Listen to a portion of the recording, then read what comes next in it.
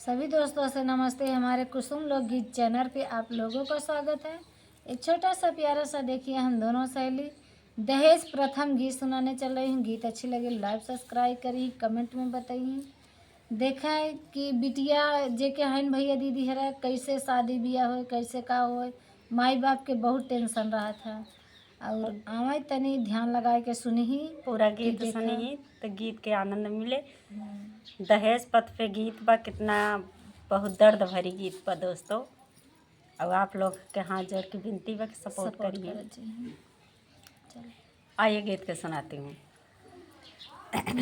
बिटिया के जन्म में धरती भारी भइले की बिटिया हाई देशवा के सन मोरे भैया की बिटिया हाई देशवा के सन मोरे भैया।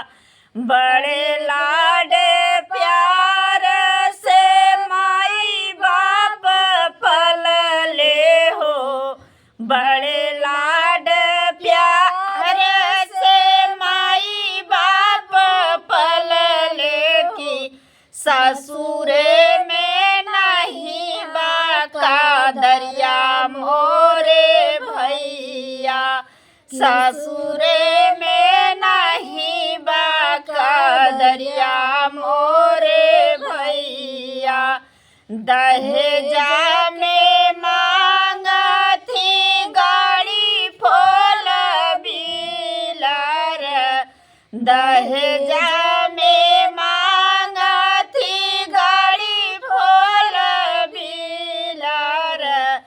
चाहे घरे खाई के नहीं रही भोजन मोरे भैया, चाहे घरे खाई के नहीं रही भोजन मोरे भैया।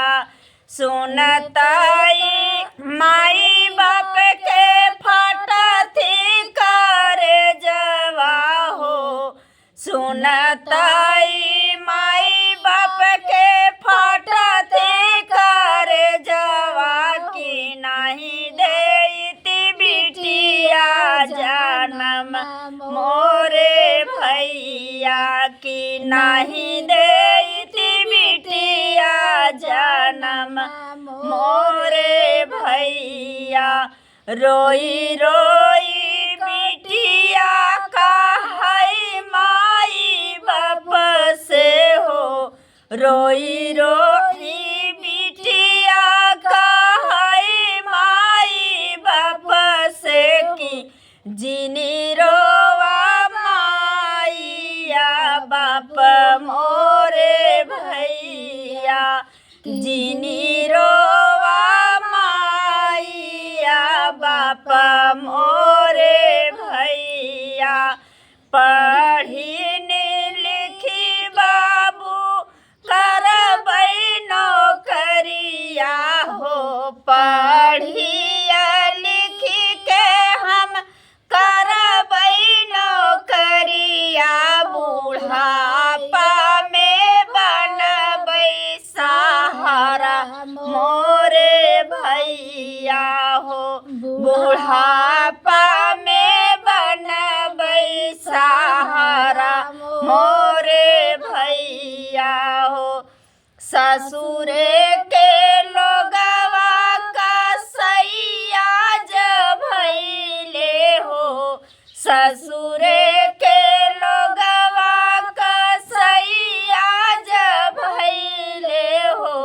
लैले ही अलरई फरन मोरे भैया हो, लैले